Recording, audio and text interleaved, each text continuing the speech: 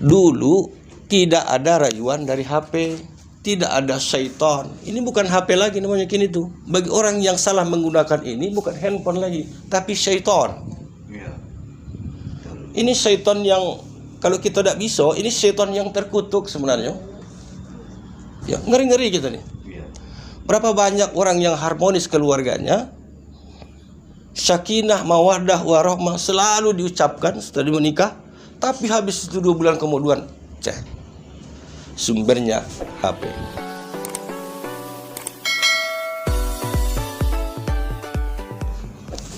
Assalamualaikum warahmatullahi wabarakatuh.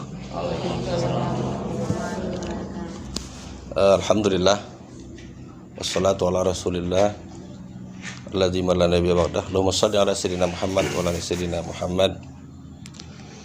Bapak Ibu dan calon pengantin, seluruhnya kita yang berhadir pada kesempatan ini, sepantasnya kita bersyukur kepada Allah Subhanahu wa taala, mengucapkan alhamdulillah karena masih kita bisa bertemu di aula ini dalam rangka melaksanakan rangkaian pranikah. Jadi ada istilahnya tuh kursus nikah. Kalau zaman dulu yang ada kursus bahasa Inggris, kursus bahasa Cina dan sebagainya.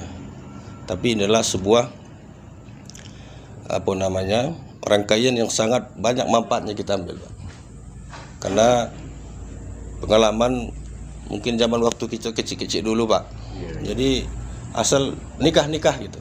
Tidak ada diberikan bimbingan, tidak ada diberikan pemahaman. Akhirnya 2 bulan 3 bulan cerai.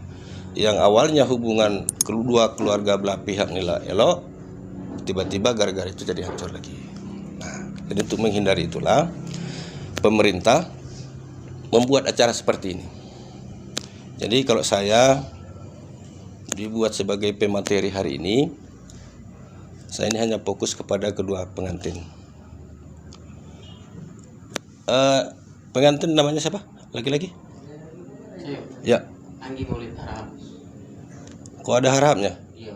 Berarti dari Arab berarti ya. Yang ini? Rukiah. Tinggal di Kilis. Seringlah ketemu dengan saya, Pak. Kalau saya di Kilis tuh kan, lah sering ceramah di tempat apa tuh? Dekat Mang Hasan tuh. Ya seringlah di situ di ngisi-ngisi pengajian gitu kan.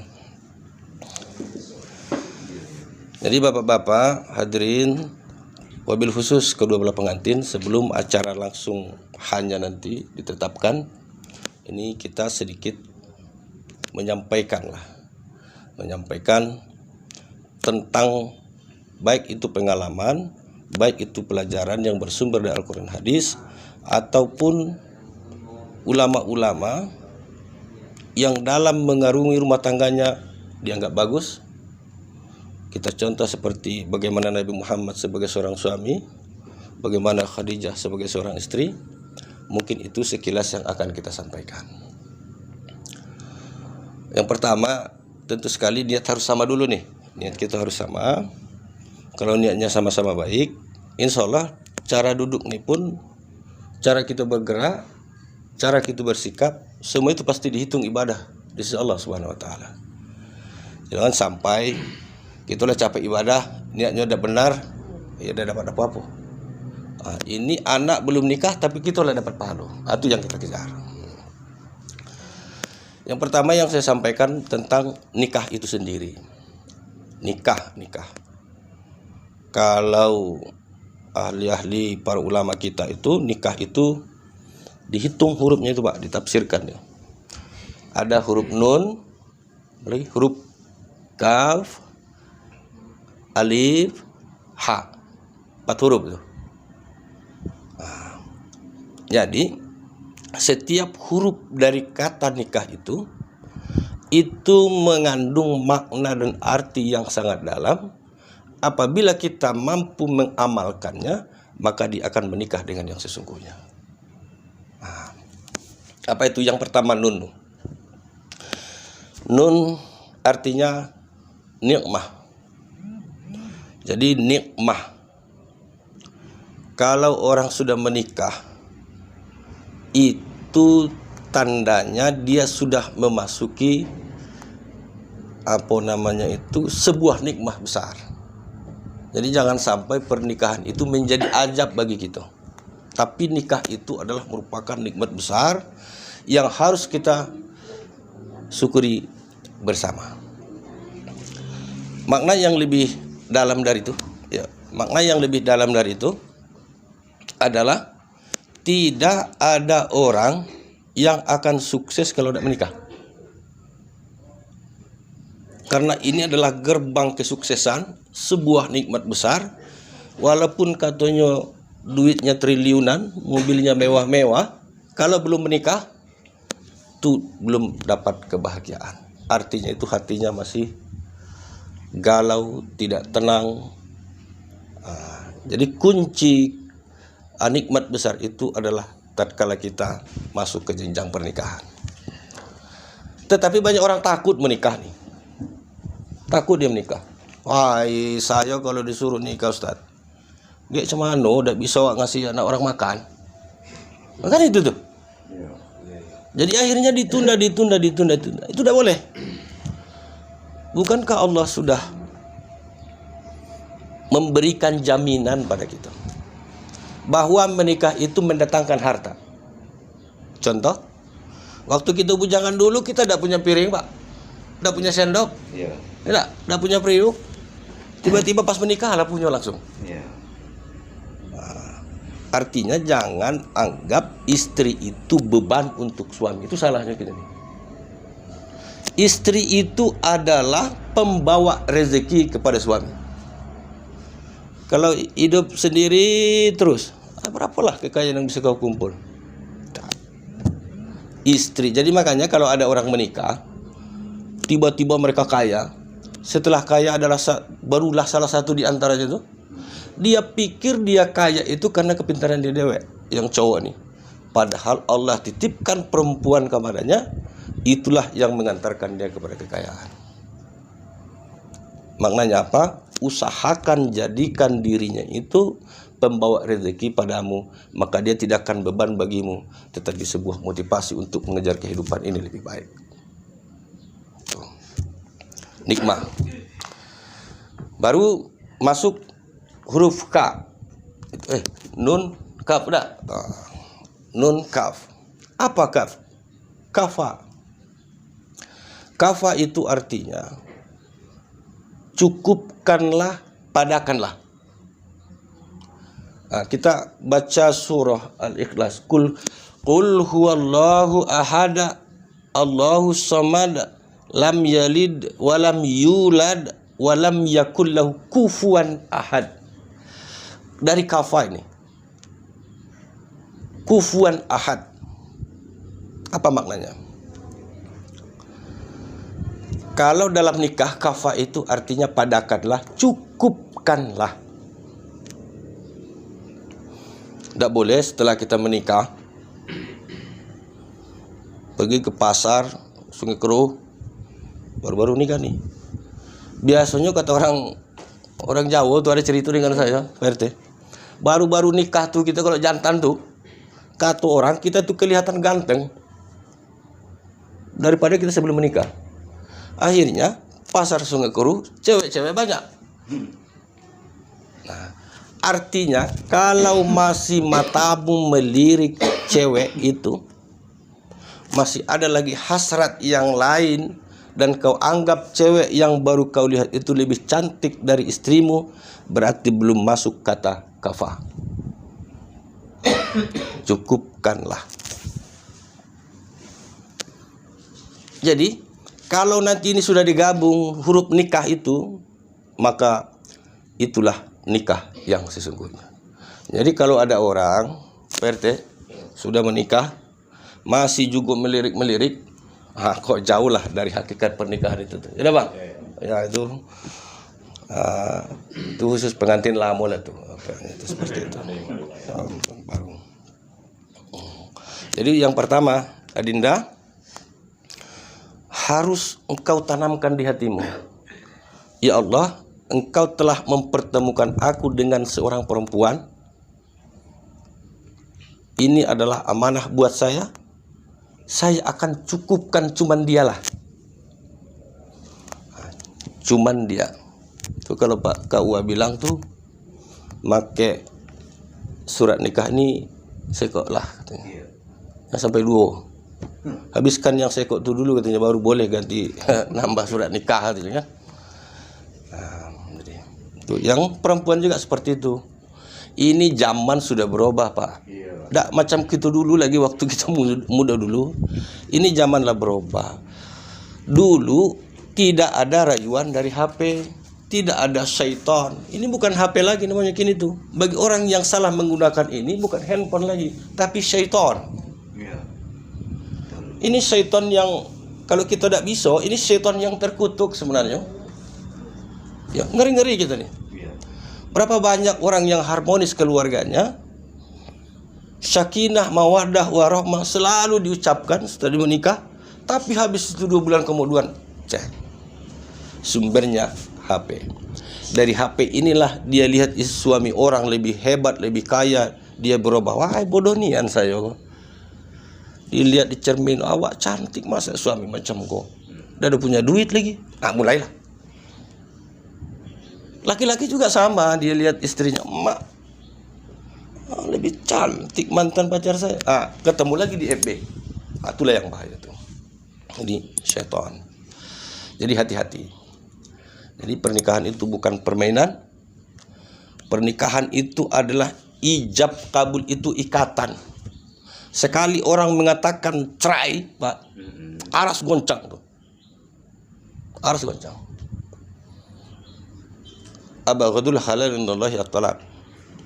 Halal memang tapi dibenci.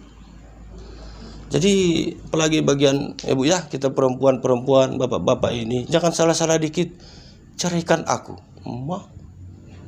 Dia tidak tahu kata ceraikan aku itu saja aras telah bergoncang. Kalau sudah aras goncang ibu bapak, yang pertama rezeki kita itu akan menjauh. Itu mengundang musibah, mengundang ajab. Kalau ada di rumah kita, tetangga kita, samping kiri kanan kita, mereka suka ngomong-ngomong cerai, ribut dan ribut terus, aturannya tanggal sekian rezeki Allah turunkan kepada mereka, itu pindah, Pak. Jadi salah satu yang mampu mengurangi rezeki seseorang dan mampu merubah qadar itu tatkala dia sering mengucapkan kata talak dan cerai. Hati-hati adik-adik yang baru mau menikah nih. Saya bisa menyampaikan macam ini karena lebih dulu kami lah menikah, ada Pak? Iya. Lebih dulu. Jadi kita paham itu. Jadi cobaan-cobaan itu banyak. Nun kaf. Pertama ini buat gerbang kebahagiaan. Pertama, yang kedua kafah, cukupkan. Jangan ada lagi nak mendua, jangan ada lagi nak cari yang lain-lain. Perempuan itu amanah. Perempuan itu amanah. Jangan disia-siakan. Kecuali kita tidak lahir dari perempuan, bolehlah. Saya alhamdulillah sampai saat ini mak saya masih perempuan. Jadi maka saya tidak berani macam-macam sama bini, Pak. Karena saya juga dilahirkan oleh seorang perempuan. Habis nun ka alif. Ini amanah, ini amanah. Amanah. Amanah itu dipercayakan kepada kita. Yang mampu memegang amanah orang yang jujur. Jadi perempuan itu amanah bagi kita, tanggung jawab kita bukan hanya kepada bapak dan ibunya, tapi sama Allah Subhanahu wa taala. Apalah salahnya kita pukul bini kita. Tapi kita tidak malu kepada ayah dan maknya, malu sama Allah. Binimu itu titipan dia. Masa titipan Tuhan mau kau pukul-pukul? Coba sekarang Kapolres datang sini, datang ke tempat kau. Titiplah dulu mobil saya kau. Mau kau pukul mobil dia? Habis kau diserangnya itu. Sedangkan sama dia kita takut. Ini Allah mengamanahkan kepada kita seorang perempuan, jaga itu baik-baik. Jangan sakiti. Bahagiakan dia. Sama dengan perempuan juga seperti itu. Jadi ada istilah apa? Sorga suami ada sama ibunya. Sorga istri ada pada suaminya. Itu rangkaiannya. Istri surganya ada pada suami, suami surganya ada pada ibunya. Apa maknanya? Antar suamimu berbakti kepada ibunya. Sudah. Antar suamimu berbakti kepada ibunya, maka surga bagianmu. Gampang kalau perempuan yang masuk surga nih. Apa surga maksudnya di sana tuh? Surga itu ada dua macam. Ada surga yang hakiki itu di yaumil akhir. Surga itu maknanya kebahagiaan. Surga itu maknanya kesenangan dan kenikmatan. Mampu engkau antar suamimu berbakti kepada ibunya, itulah mengundang rahmat Allah, mengundang rezeki. Kadang-kadang usaha tidak seberapa, tapi bisa nyimpan duit, Bu. Ada orang, wah, keringatnya habis, pontang-panting, pulang malam, tahu-tahu tidak bisa nyimpan apa-apa, malah sakit yang ada. Jadi yang berkeluarga itu yang kita hindarkan. Jadi pesan saya melalui materi kita antar suamimu berbakti pada ibunya. Antar suamimu. Habis huruf apa lagi tadi? Nun, kaf, alif, ha. Ha ini termasuk cara pembimbing kita. Istri itu tanggung jawab suami membimbing dan mengarahkannya. Tanggung jawab suami memberi makannya, sandang papannya, tanggung jawab suami, sampai masak nasi pun tanggung jawab suami. Tapi walaupun begitu, kami laki-laki ini cara masak nasi ini. Nah itu. Jadi oleh karena itu, apa yang harus dilakukan suami? Semua itu lakukan dan ajarkan dan sampaikan, didik dia cara al-hilm. Apa hilm itu? Lemah lembut. Jangan sampai kita bentak-bentak bini. Ada Pak? Tidak boleh itu. Iya. Kita bentak titipan orang, titipan Tuhan. Tidak bisa. Hilm artinya lemah lembut. Berusaha lemah lembut sama istrimu. Andaikan pun engkau merasa ada sesuatu yang tidak pas, tapi tegurlah dia dengan kelemah lembutan. Masa bini kayak gini, pagi kopi pun tidak disuguhin, macam-macam ngoceh.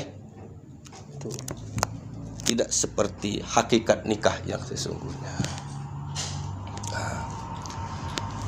Bini, suami istri,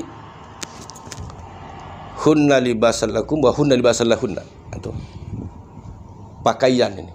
Suami pakaian istri, istri pakaian suami. Apa arti pakaian itu? Saya pakai jas ini, Pak RT pakai baju. Tujuannya yang pertama menutup aurat, baru memperindah. Apa artinya itu? Jangan kalian saling membongkar rahasia masa lalumu kepada orang lain. Ini kadang-kadang nih si istri curhat lagi ke temannya. Waduh, coba kalau yang dulu suami saya bukan yang Iko katanya. Si suami juga macam itu. Wah, coba yang itu dulu. Kalau itu dulu tinggi semampai katanya. Wah, macam-macam. Itu tidak boleh lagi. Apa makna yang lebih dalam? Bunuh masa lalu. Masa lalu yang dibunuh. Kalau sudah dibunuh kan ada lagi bibit-bibit pertengkaran lagi tuh. Jadi hunna libasan lakum. Itu pakaian kita nih. Saling melengkapi dan saling menutupi. Jangan semarah apapun istri kepada suami. Jangan sempat sekali kau keluarkan, kau bicarakan aibnya kepada orang lain. Karena itu suamimu. Tugas istri tutupi kekurangannya. Suami juga seperti itu. Jangan cuma sekali masak dado garamnya, langsung cerita ke orang lain. Atau istri itu dibentak. Pernah ada kau diajari orang tua masak? Ada bisa seperti itu. Ini saya bilang tadi, semuanya tanggung jawab suami. Jadi mulai masak, menyediakan berasnya, ngangkat airnya. Karena baik-baik be perempuan ini, kalau tidak bahaya gitu laki-laki ini. Nyuci baju dan sebagainya, itu tugas tanggung jawab laki-laki semua. Jadi oleh karena itu sebagai istri yang baik, dia tidaklah menjadikan diri kita menjadi berat. Tidak mungkin pula dia dibiarkannya kita nyuci pakaian, masak nasi, ya Pak. Istri yang baik itu dia tahu kemampuan dan keinginan suaminya. Jadi tidak boleh minta sesuatu kepada suami yang sekiranya suami itu tidak bisa memenuhi kebutuhan Anda.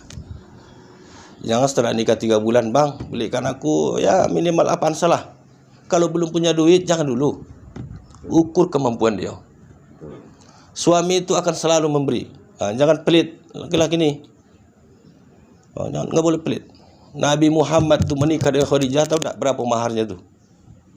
Kalau diuangkan sekarang Ferrari di atas apa? Kalau Fortune masih kecil lah. Mahal itu. Unta merah dan sebagainya. Banyak mahalnya. Jadi artinya begitulah Nabi kita menghormati dan menghargai perempuan. Karena pada saat itu dia punya kesanggupan dan kemampuan. Jadi barulah kita rangkum mulai dari nun, dari kaf, dari alif dan ha, kebahagiaan, nikmah, kafa, padakan, cukupkanlah, alif, amanah, habis itu hilmah, terakhir hilmah. Artinya usahakan dalam rumah tangga itu tidak ada bentak-bentakan, hilmah, penuh dengan kelembutan. Selama ini bini sebelum nikah nih, ini bini sudah menikah nih gampang dapat pahala nih. Dulu sebelum menikah, andaikan pun malam minggu dia suguhkan kopi sama kamu, belum ada pahalanya tuh. Tapi sekarang, pagi-pagi langsung si istri ngantar kopi itu udah dapat pahala. Enaknya lagi kita minta. Usahakan perempuan semacam itu. Usahakan suamimu tidak minta. Tahu. Jadi tahu yang dimau suami. Mamanya capek balik kerja. Tidak usahlah pula si suami minta handuk dulu sama si istri. Itu gunanya istri itu. Cukup siapkan. Sholat imam. Sholat kapan terakhir, bos? Oh, bagus. Alhamdulillah. Imam itu artinya di depan, makmum di belakang. Jangan mendahului imam. Apa maknanya? Kalau kita mendahului imam, ngeri nih. Jadi di sholat juga seperti itu. Contoh, imam itu harus dilakukan imam dulu, baru boleh diikuti makmum. Iza ammana. Jadi apabila imam itu mengucapkan amin waktu sholat, yang di belakangnya itu harus mengucapkan amin. Tetapi anehnya kini tuh, imam belum nyebut amin, yang di belakang sudah. Ini mendahului imam tuh. Ghairil maghdubi alaihim waladdallin. Belum amin imamnya, di belakang lah. Oh, amin. Awas. Jangan sekali-sekali mendahului imam. Jadi, apa maknanya? Segala sesuatu tanyakan sama beliau. Tahu kalau baju tanyakan seleranya. Kamu warna apa? Jangan langsung kau beli. Pokoknya cocok lah tuh. Tidak bisa macam tuh. Selanjutnya, barangkali kalau ini kan tidak perlu. Karena kita praktek itu nanti datang sendiri ilmunya. Nah banyak sarjana-sarjana sekarang tuh nggak ada lulusan sarjana rumah tangga tuh, tidak ada. Kami itu yang tua-tua kalah sarjananya tuh. Tidak ada lagi. Cukup kita saling mengerti antara pasangan yang satu dengan yang lain. Jangan sampai suami memerintah, si istri sudah tahu. Jangan sampai si suami tidak paham apa yang disenangi oleh bininya. Jadi harus saling mengerti dan saling memahami. Maka nanti jatuhlah dia sakinah, mawaddah, warahmah. Ini MC kita di keyboard organ-organ tuh, Pak. Basi ngomong be sakinah, mawaddah, warahmah. Tak apa dia bilang. Tahu dah dia makna sakinah, mawaddah, warahmah itu apa kan? Tidak tahu juga dia. Jadi mulailah dengan perkara-perkara kecil. Kalau perempuan tuh paling cepat masuk surga, Pak. Cukup dia melaksanakan sholat, ikut dia puasa, taat pada suami, lah selesai. 3 perkara nih ya. Kalau laki-laki ini, woi banyak nian yang harus kami penuhi. Barangkali itu saja Bapak, Ibu, terutama kedua pengantin. Rumah saya di sekolah, dekat Pak RT kok. Ya, harap nih, berarti sekampung dengan saya, Pak. Cuman beda-beda kecamatan mungkin, tapi sama-sama Indonesia lah, insya Allah. Jadi boleh nanti sambil, tahu rumah saya tak? Tahu yang ujung, tahulah rumah saya. Nah, kenapa silaturahim itu setelah menjadi suami istri nanti, bukalah silaturahim seluas-luasnya. Jangan menyendiri, jangan beda dengan yang lain. Orang ke pesta diundang dia udah datang, ada yang meninggal dia bekerja. Coba, silaturahim itu salah satu perangsang turunnya rezeki. Ya, usahakan bergaul, karena baik kepada tetangga, baik kepada masyarakat, baik kepada Allah. Dua-duanya ini adalah alat kita untuk mendekatkan diri kita kepada Allah Subhanahu wa Ta'ala. Barangkali itu materi yang bisa saya sampaikan, Pak RT. Harapan saya keluarga ini sebelum ijab kabul nanti coba perbaharui niat tuh. Karena asbab orang menikah itu banyak. Laki-laki menikahi perempuan itu ada beberapa sebab. Li jamaliha, li maliha, kan begitu.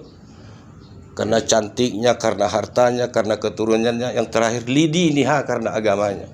Makanya di saat ijab kabul itu harus taqarrub ilallah, dekat memang betul kita dengan Allah di saat melaksanakan ijab kabul itu. Makanya saya dulu, Pak, waktu menikah, padahal kata orang kampung saya ini ustaz, Pak. Tapi walaupun saya lah berapa kali hafal sih, Pak, 20 tuh, P3NTR nanya saya, grogi juga, Pak. Kenapa itu sakral? Sakral karena di sana yang menyaksikan bukan manusia saja, tapi malaikat-malaikat Allah menyaksikan ijab kabul itu, dan dicatat di Lauhul Mahfuz, diikat oleh Allah Subhanahu wa Ta'ala, dilaksanakan ijab kabulnya di antara kedua belah pihak. Jadi berat. Jadi, intinya terakhir, bahwa pernikahan itu bukan permainan. Usahakanlah, jalinlah hubungan kekeluargaan itu, bergaullah sebaik mungkin. Jangan anggap pergaulan itu mengurangi waktu kerjamu, mengurangi duitmu, tak. Justru semua pergaulan itu akan mendatangkan rezeki. Nah, mudah-mudahan Bapak, Ibu, terutama calon pengantin, barangkali dalam penyampaian ini ada salah, kata-kata yang salah, atau cara penyampaian yang kurang pas menurut kita. Yang pertama saya mohon maaf. Insya Allah saya tetap berdoa semoga pasangan ini menjadi keluarga sakinah mawaddah warahmah. Amin ya rabbal alamin. Wassalamualaikum warahmatullahi wabarakatuh.